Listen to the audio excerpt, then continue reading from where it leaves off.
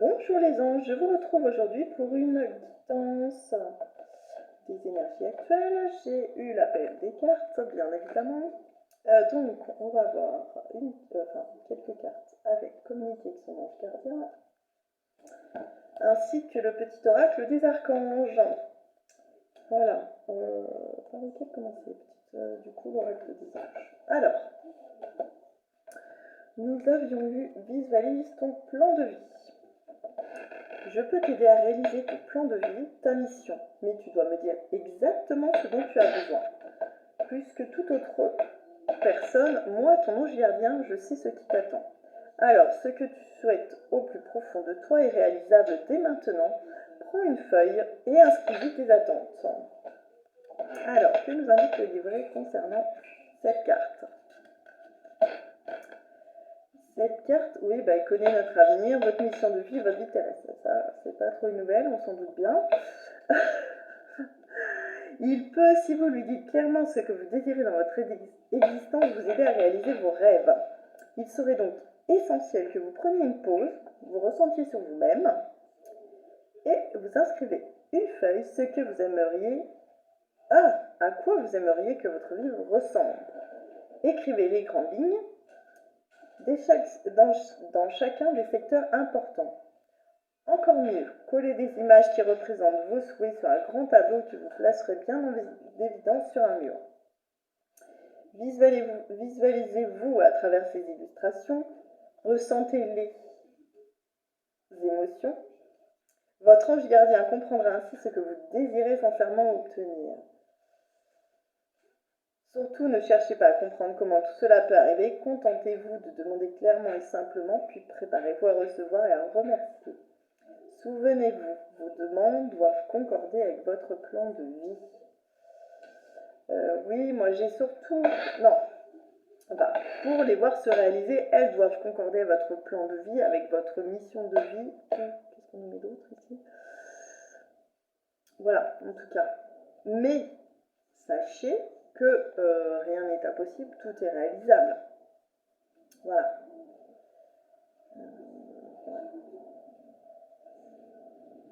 Voilà, tout est possible. Mais non, c'était pas que ça que je voulais mettre. Oui, en général, c'est fait.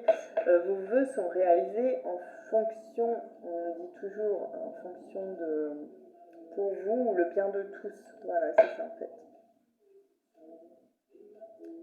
C'est important, oui, moi c'est ça que je voulais vous dire, c'est important que ce soit une énergie qui vienne du cœur.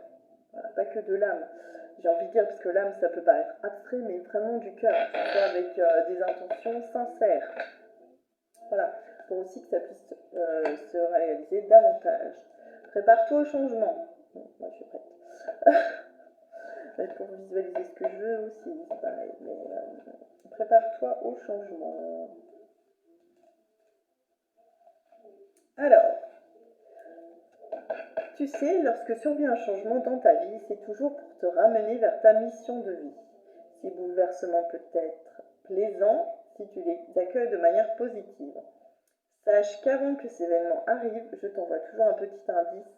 Sois donc à l'écoute de ces signes. Oui, alors là, effectivement, il y a des indices. Alors, pardon, excusez-moi, oui, c'est ça. Alors, cette carte indique que votre ange gardien prépare des modifications pour vous. Ces changements naissent bien souvent d'actes faits par d'autres personnes. Ils ne proviennent pas toujours de vos actions directes, vous ne pouvez pas aller contre eux. Certains de ces événements, il faut les accepter et suivre le courant.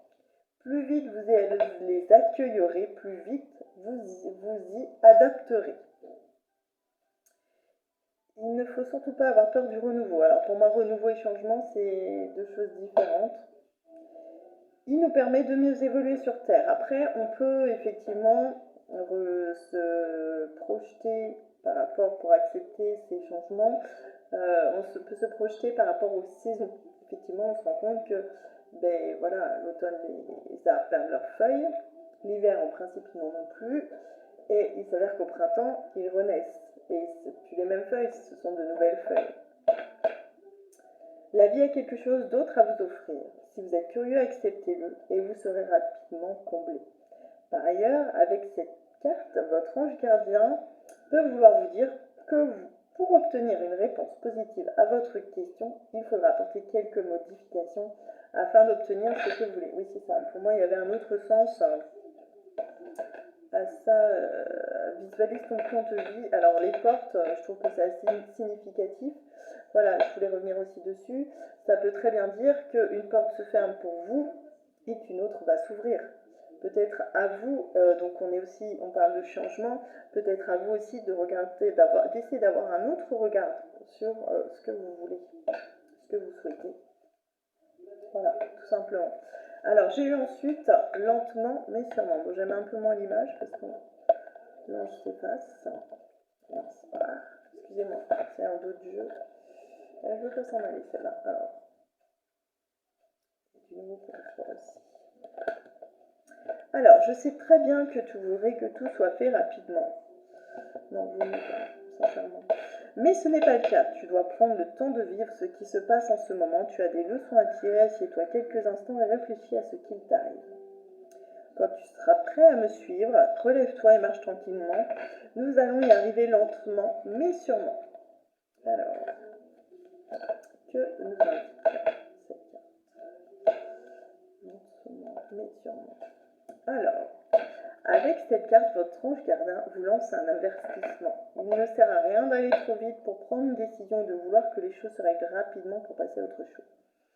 Ça, c'est très clair. La position inconfortable dans laquelle vous êtes plongé présentement comporte une leçon que vous devez retenir.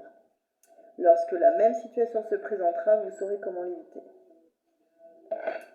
Ça, oui, effectivement. Mais si elle se représente, c'est qu'on n'a pas compris la leçon précédemment.